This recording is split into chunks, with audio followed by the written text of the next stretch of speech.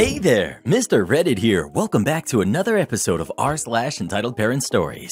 Our first story we'll be reading today, Karen Demands My Beach House. After that, you want us to follow the exact times the app says? Okay.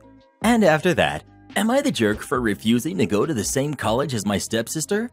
Now for every thumbs up this video gets, one Karen does not get to take anyone's beach house. Like you'd ever have one anyways, Reddit boy. So please smash that like button. And if you're new, subscribe and turn on notifications for new stories from Reddit every single day. Karen Demands My Beach House. 10 years ago, my parents passed within 6 months of each other. I was 33, male at the time, and my little sister, Sarah, was 23, female. Losing our parents at such a young age has been rough for the both of us, but probably more consequential for Sarah being such a young adult. Upon their passing, we inherited their home, a paid-off beach house on the Central Oregon coast. I pled with Sarah to keep it with me as a joint asset/vacation home. Honestly, a lot of my motive was looking out for her and the fear of giving a 23-year-old her the one and only inheritance in one fell swoop that she could conceivably blow through and have nothing to show for it in a few years. Especially as she was grieving in her natural party phase of life. I wasn't rich by any means, but was modestly comfortable with a steady job, an employed wife, we're both nurses, and we purchased a townhome together a couple years prior. I saw the house as an appreciating asset, an opportunity to generate a modest monthly income that we could both use. Plus, who doesn't want a beach house in the family? We both lived in Portland, 3.5-hour commute from the property. I saw it as an easy way to generate some steady income, but she wanted to cash out and move to California. Despite my pleas, I had no authority to stop her. The house appraised at $260,000, and my wife and I made the decision to buy her out, thus taking on a $130,000 mortgage. She got her check and did the things I feared she would do. Started with purchasing a new $40,000 SUV, YOLO'd to LA, and leased a swanky apartment with her friend. I didn't hear much from her for the next couple of years as she partied it up and blew through the remainder of her money, then moved to Vegas for a while, finally coming back to Portland 2 years ago with nothing to show for herself. As for me, keeping the house has been a struggle. It cost us countless expenses, bad luck with lousy tenants. In hindsight, we couldn't really afford the mortgage, and I look at it now as a decade wasted and unnecessary struggles. The good news is the house is probably worth $420,000 now. We have 3 kids, a 4-year-old girl and twins born last year. Our townhome is crowded to say the least, so we're looking to cash out the beach house and sell our home to buy a house to fit our growing family. I mentioned my intentions to Sarah, who freaked out, saying I can't, and that home is all we have left of our family, which is ludicrous. We didn't grow up there. Our parents bought that house 4 years before they passed with settlement money. I never lived in it, and Sarah only did for less than a year. She says everything I said about keeping it in the family was a lie, so I should sell it back to her for what I paid. I can see the manipulative BS aspect of her play here, but I think I feel pity and guilt for her because it seems like she's finally legitimately dealing with the trauma of our parents passing and emotionally clinging on to this house as a piece of them. I'm not giving it to her. Wife would never let me, but kind of feeling like a jerk. Well, what would you do in this situation? Would you give your sister the beach house or not? Please let us know. She made her bed. Now she has to lie in it. You want us to follow the exact times the app says? Okay. My previous job was as a driver for a company that delivered medications. We had 2 branches. One was delivering to pharmacies, the other was delivering special meds to private citizens. I was a driver on the second branch along with 4 other drivers. The first branch was pretty straightforward. The truck would go to the warehouse, load up, and deliver to pharmacies. The second branch was a bit more complicated. The medications we delivered had special prescriptions, and you could get them only from certain government pharmacies. Also, important for later, the pharmacies didn't have the same stocks of medicines. Our daily schedule consisted of visiting at least one of the pharmacies, get the meds, and start delivering them, and picking the paperwork from the clients for the next day. That meant between 8 to 12 stops every day on a 150-mile radius. Now, the trucks were using an app for their itinerary to maximize their efficiency of their schedule. So, some higher-up decided to make us use the same app.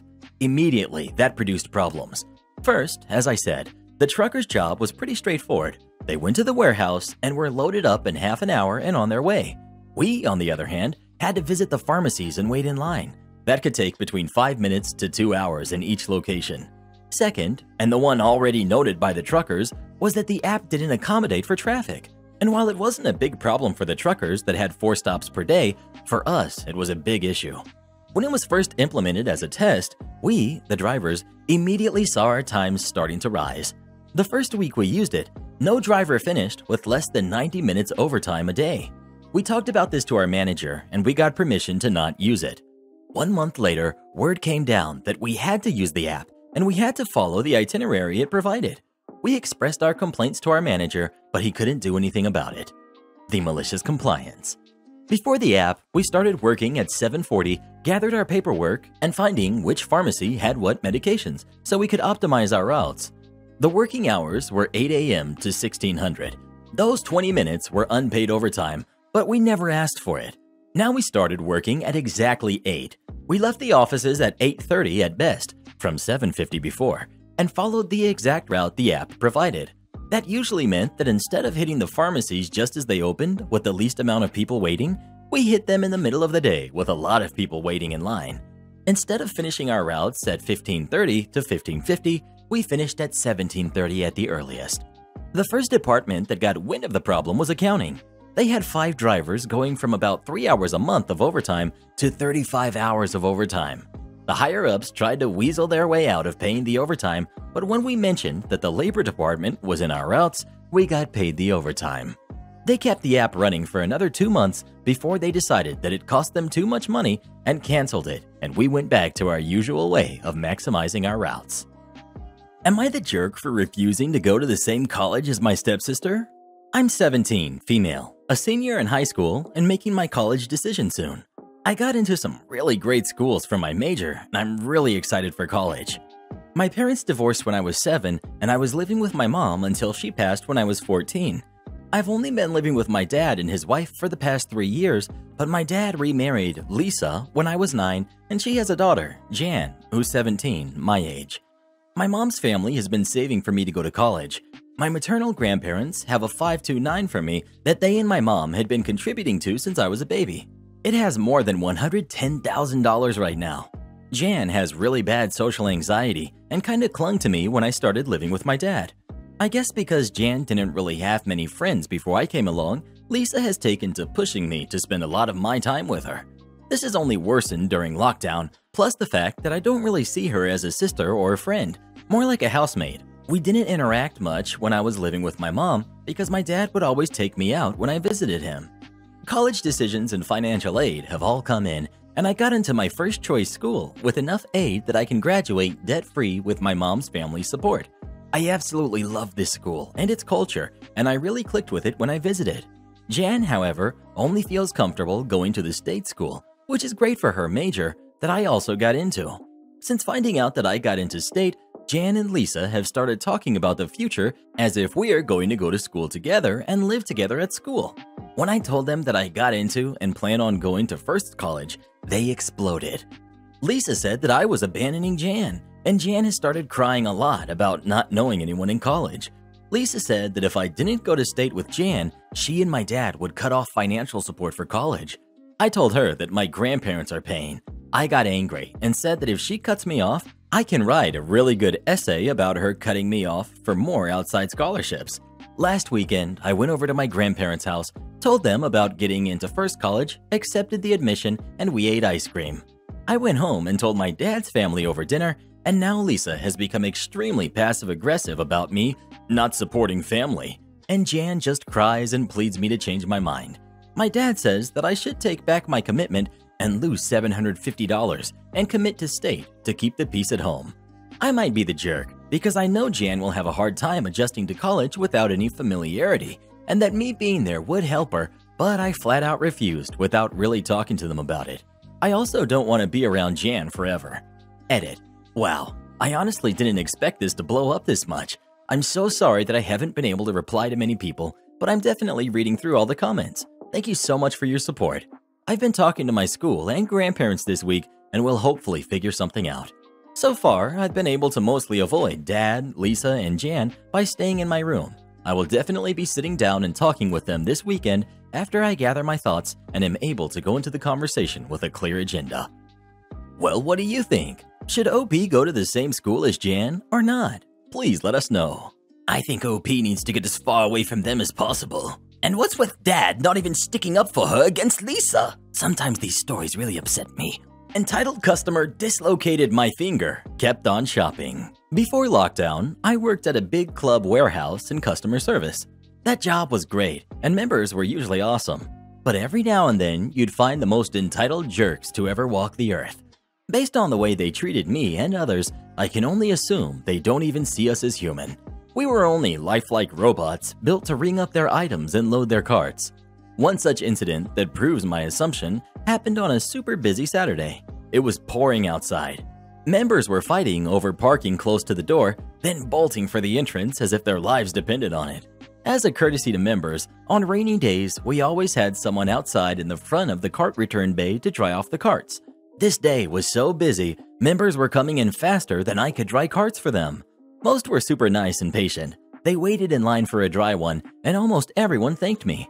A few, who were in a hurry or didn't care about dry carts, just skipped the line and grabbed a wet one. One such member rushed up and grabbed a wet cart from behind me. Sometimes carts get jammed or snagged together. Usually it's the buckles for the kiddie seats getting tangled, but sometimes it's a warp in the cart from damage. This poor member grabbed one such warped cart and it dragged its buddy with it. The member attempted to dislodge it. He yanked, he twisted, he shook them. He looked at me and demanded, "Help me get these carts separated." I offered him a dry one. Nope, he wanted that cart specifically for some reason. I abandoned my drying rag and attempted to pry the carts apart. It was like trying to separate two buffaloes in a hornlock. They refused to budge. I looked at the metal flap that allowed the carts to nest into each other. I saw where it was snagged and reached in to coax it free. I placed my other hand on the lip of the second cart to give me leverage while I untangled them. The member demanded loudly, "Come on, I'm in a hurry." He decided I was clearly too incompetent to separate them, so he reached out to give the front one more tug. At that exact moment, I loosened the second cart and the front cart sprang free. It launched forward, catching my thumb between it and the second stationary cart. I heard the pop sound of my thumb dislocating a few seconds before the pain hit me. I yanked my hand free. The member just looks at me like I'm nuts. "There, all I needed was a cart. Was that so hard?" I'm cradling my oddly shaped hand. "Sir, I think you broke my finger." The member just shrugs, huffs, and walks into the warehouse. Looked like he forgot I existed the second he took his eyes off me. My supervisor witnessed the whole thing, but was more worried about me, not the member. He pulled me aside and radioed for ice. Lucky, or unlucky, I am very pain tolerant. It's not the first joint I've dislocated. I also know the easiest way to end the pain is to reset the joint. I fiddle around with my weirdly dangly thumb until I feel it click back into place. My whole thumb was swollen and turning a lovely shade of purple. My supervisor got me sent inside to write up an incident report. He sent a posse of employees into the store to find the member and sentence him to banishment. But as it was insanely busy, they never found him. By far the worst customer ever. At least I got an extra day off and a great macabre story out of it. Am I the jerk for not giving my neighbor's kids good food? So I know that this is really stupid, but some of my friends have told me that I'm in the wrong here. To get started, here's our cast. We've got me, female 38. We've got neighbor, female 32. We've got my husband, male 39. We've got kid 1 who's 8, kid 2 who's 7, and my kid who's 8. My neighbor moved in not too long ago with her 2 sons.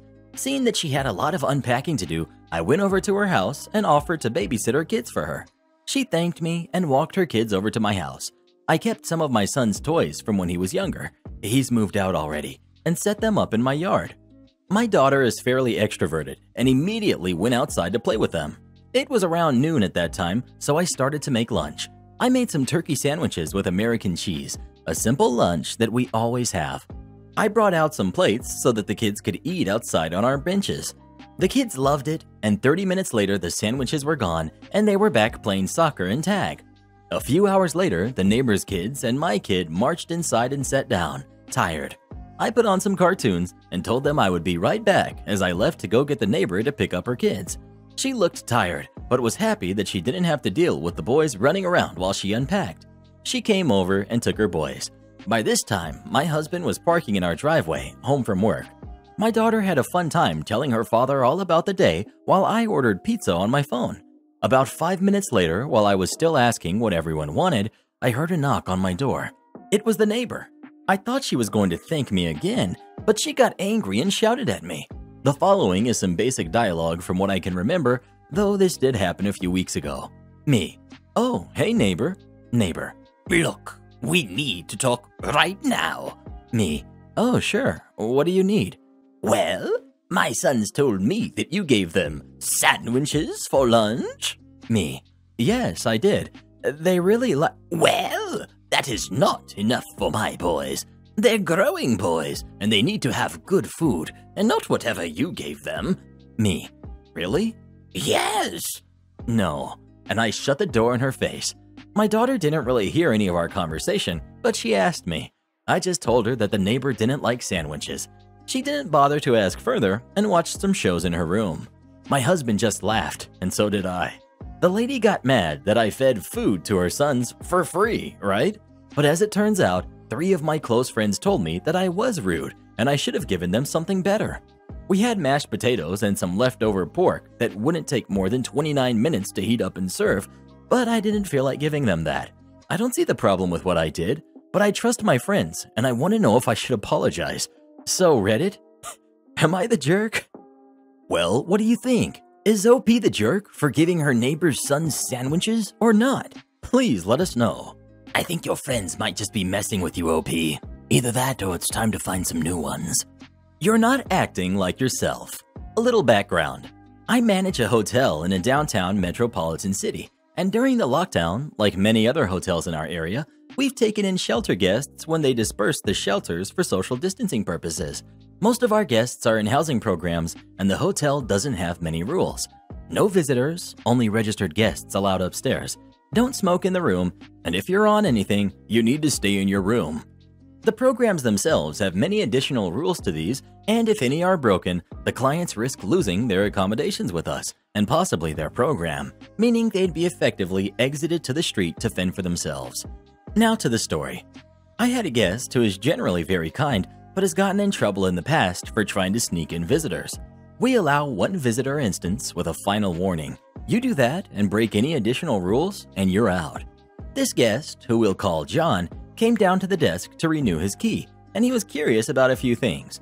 He was asking if the hotel would ever let visitors into the hotel, even as the state is going into Phase 3. I admitted that no, this would not be allowed during his stay because the visitors rule is not only for the hotel staff safety, but it's also a rule of their program in order to keep from relapse. He appeared to get really frustrated at this point and appeared to be insisting that we should talk to the program leaders to allow the clients to let their friends come and go as they please and let anyone and everyone into the hotel and into whomever's room so long as they know the name of the guest. I explained that even before lockdown, we couldn't do that for security purposes, and I certainly wouldn't be talking to the program leaders to try and sway that, as I will never put the safety of my staff and my guests in jeopardy like that. Certainly not for what I know he wants them up there for. He started saying that I was being very unreasonable, and I leveled with him. Look, John, I may not understand what you're going through specifically, but I get being lonely. I never see my family anymore because I can't quarantine. I only get to see my boyfriend for 1 day a month if I'm lucky. I get what you feel. It sucks, and it's hard to go through. But trust me when I say that it's better for you in the long run if you're not exposed to the people that you want to bring upstairs. They aren't good for your long-term progress, and you've been doing remarkably well. This time, he gets really angry and starts saying everything he was saying before, and this time, I notice his body language. His words are slurring ever so slightly, his eyes are glazed over, and he's not really looking at me when he's speaking. There's 3 possible situations right now. 1, he's been drinking. 2, he's on something. 3, he's overtired. I have a feeling we're sitting at 2 because he's coherent enough to have this discussion with me, which, quite honestly, I was done having 15 minutes ago. And he's slowly building to an aggressive state, which won't be welcome at the desk. But I like John. He's nice when he's sober, and he's really funny and he likes to joke around with me. I have to realize that this isn't who I'm talking to right now. I cut him off mid-sentence about why we should revolt against the state mandates, and I say, "John, are you feeling okay?" And he stops and finally looks me in the eyes. "You're not acting like yourself," I state boldly. His eyes get a little wider, like he's been caught. "Your words are slurring, and you're having a hard time focusing on what I'm telling you." He's just staring at me. He's definitely been caught on something in the lobby, which means if somebody finds out, he won't have to worry about bringing people upstairs because he won't have an upstairs to go to. Time for the final blow. "I think maybe you should go lie down," I challenge. John's fright doesn't disappear as he slowly nods. "Yeah," he says, his face going a little pale. I don't think I'm feeling well. Maybe getting a little head cold or something. I'm gonna go lie down." And he left the desk without another word and went upstairs. "Good idea, John. Now you won't lose your housing. You'll stay with your program and keep getting better. I'm sorry I had to do that, but scaring you was the only way to get you to stop. Now stop doing that stupid crap, John, before it gets you hurt." Free breakfast for the whole family. This happened a few months ago before lockdown. I used to travel with work and spent 1 week a month in a city 300 miles away. I found a lovely little family-run bed and breakfast place close to work, and because I was a repeat customer, the owners let me have a good deal on their rate, and I got to know them very well. There were only about 6 rooms in the place that were let out. This was a city on the coast that was the starting point for cruises, so mostly guests only stayed the night before their cruise sailed, not a few days. One morning, I was just finishing breakfast. The B&B offered full English breakfast as standard. Sausage, bacon, eggs, tomato, baked beans, mushrooms, etc., along with the usual toast, croissant, cereals, and juice. I usually just got toast because a full-cooked breakfast would just make me want to go back to bed. Anyway, the B&B owner did the breakfast cooking, and he was popping in and out of the kitchen to check on the guests and take orders when the doorbell rang. It was new guests arriving. Check-in times were 2 p.m. at the earliest because check-out was 11 a.m., and that would give him time to get the rooms clean. We could hear him explaining this. It was all in the paperwork and on the website, and times had been clarified at booking. The new arrivals kept arguing they wanted to leave their luggage somewhere. Why couldn't they leave it in their room? Because it's not their room just yet. Other guests are still using it. David, the B&B owner, tried to explain that there wasn't space to leave their luggage other than in the dining room, and that was a public area. And then they came marching into the dining room. 4 adults and 4 kids. They asked where they should sit for breakfast. David explained that the breakfast was included after a night's stay, not before, and according to his records, only 2 adults and 2 kids were booked, not 4. At this point, some of the other guests were leaving. We're British. We aren't good with people making a public spectacle. It's like secondhand embarrassment. So the adults began moving tables together. David asks them to stop. "But we're hungry. We were told breakfast would be included. You owe us breakfast for making us wait for our rooms." He said they could have coffee, but he had to insist the tables remained where they were. This wasn't good enough. The kids started whining about wanting breakfast and started attacking the self-serve buffet area, where cereals, pastries, and yogurts were set out. David asked them to stop and said that if they continued, he would have to increase their room rate, and they laughed, saying, "We're not staying here." It turned out that one family of 2 adults and 2 kids were staying overnight before setting off on holiday the following day, and they had met up with friends, the other 2 adults and 2 kids, and told them to come to get free breakfast at the B&B. One of the adults started complaining about the room rate and how it was so expensive that they deserved to get unlimited food, and the owner had been so unwelcoming and so rude as to order them around that they deserved money off the bill. Then they started talking about leaving bad reviews, so he should make it up to them. All of this took less than 5 minutes start to finish.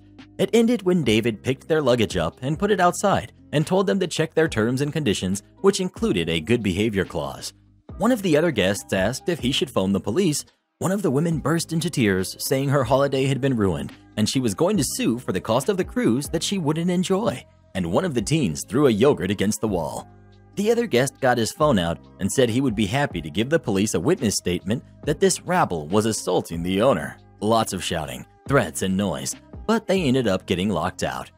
At breakfast the next day, David told me that they had come back at 2 p.m. expecting to check in as normal and weren't happy that he had canceled their booking because of their behavior. He said guests like that were the type that would deliberately wreck the place and then demand money off because the place was wrecked. Who the heck would be a small business owner and deal with the general public? Am I the jerk for not doing anything for my daughter's birthday? My daughter, let's call her Thea, turned 15 last Saturday, and due to everything going on, we couldn't really celebrate it. I asked her a few days before if there was something special that she wanted to do, and she said no. On the day of her birthday, I asked her if she wanted me to order a cake, and she refused that too. She's introverted and doesn't like making a big deal of things, so I let it be. She spent most of her day talking to her friends on call, and I cooked a nice dinner for her and my son. My wife is usually the one who organizes birthdays and stuff, but she's been living with her mother for the past few days due to some health issues. On most birthdays, my wife is also met with the "I want nothing" by my daughter, but she does stuff anyways. She usually bakes a cake, buys some gifts, and cooks all her favorite foods. The next day, on call, she asked me what I did for Thea's birthday, and when I told her my daughter didn't want a celebration, she blew up on me. According to her, my daughter is too shy to ask for things and doesn't like asking people to make a fuss about her birthday. She was very angry that I didn't even buy her a cake, even after I repeatedly told her that Thea said she didn't want a cake. According to her, these are things that should be done without asking. I would like to mention that my wife coddles my kids a lot. I thought that was the end of the conversation. Later in the evening, my brother-in-law showed up with cake and gifts for Thea. My wife probably asked him to do so, but he's very close to the kids, so I didn't think much of it. But then he jokingly said to me, "What kind of father doesn't buy cake for his kid's birthday?" I told him the same thing again, and he said that having your birthday during everything going on is horrible enough, and I should have just bought some cake. I agree, it is, but she said she didn't want it. It's been annoying me a lot. I hate how both my wife and brother-in-law keep implying that I don't know what my own kid wants. I just want to know, am I really the jerk? I just did what my daughter asked. More information. 1. I did not do nothing for my daughter. I made pizza for dinner, which she loves. I also sang her the birthday song and hugged her really tight. There was someone who had a problem with that. My daughter isn't big on physical contact, but she likes to hug people on their birthdays. It's a tradition she started. I was not forcing her to do something that she didn't want to do. 2. The whole buying the cake on the same day. I don't know how hard it is where you live, but as long as I can remember, cakes are bought on the day of the birthday. I did not know this was something people didn't do. Unless of course it's a customized cake, and we haven't done that for the kids since they were 10. 3. My wife is not a horrible person. A little bit overbearing, sure. She did wish my daughter a happy birthday in the morning, but she's busy taking care of her mother. Update. Wow, I can't believe the number of things people picked apart from this post. Some of you are worse than English teachers trying to find hidden meanings in blue curtains.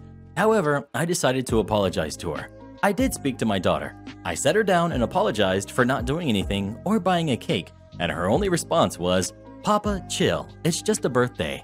I did give her money, and before you get on my case of how unthoughtful that is, she usually spends her money on books or clothes. I feel those are hard things to pick for anyone, not just my daughter. I would rather she buy something she likes than be stuck with something she doesn't. I think the major problem for people is that I waited till the day of her birthday to buy her a cake, which means I don't care about my daughter. I don't know what to say about that. Getting a good cake isn't that hard. People keep saying I should have pre-ordered so they don't run out of cakes. If the store doesn't have what I want, I'll just go to another store. There's a million of them. Also, that one person who got on my case for saying my daughter instead of our daughter needs to calm down. I'm gonna end this here. Thanks to all the people who sent me an award. Well, what do you think? Is OP the jerk, or did he do nothing wrong? Please let us know. I dare you to not get me a cake on my birthday, Mr. Reddit. Am I the jerk for taking away my pregnant wife's credit card because she keeps ordering food that's bad for our baby? My wife is 6 months pregnant, and cravings are hitting her hard. I sympathize with that, but unfortunately, it seems like her cravings are all for things that our doctor has specifically told us to avoid for the health of our baby. She just can't seem to control herself when the cravings hit. She ends up door dashing the forbidden items. It's not like she's done this once or twice either. In the last week, she has ordered Subway 4 times and sushi twice. This has been going on for months. I've tried to convince her to make these things at home with approved ingredients, but she says they just aren't the same. I've asked her to consider the health of our baby, and she says that her mental health is more important. I can't help but think that this is a ridiculous notion. Foregoing uncooked lunch meat and seafood isn't going to give her emotional trauma. I'm the main breadwinner in the house and decided to cut off her access to our cards for the time being. I think this might make me a bit of a jerk because it makes me feel more like her parent than her partner. But I am a soon-to-be parent, I need to protect my kiddo. Edit. Sushi and Subway aren't the only things that she's been eating on the forbidden list. Those were just the examples from the last week. I probably should have included that in my OP.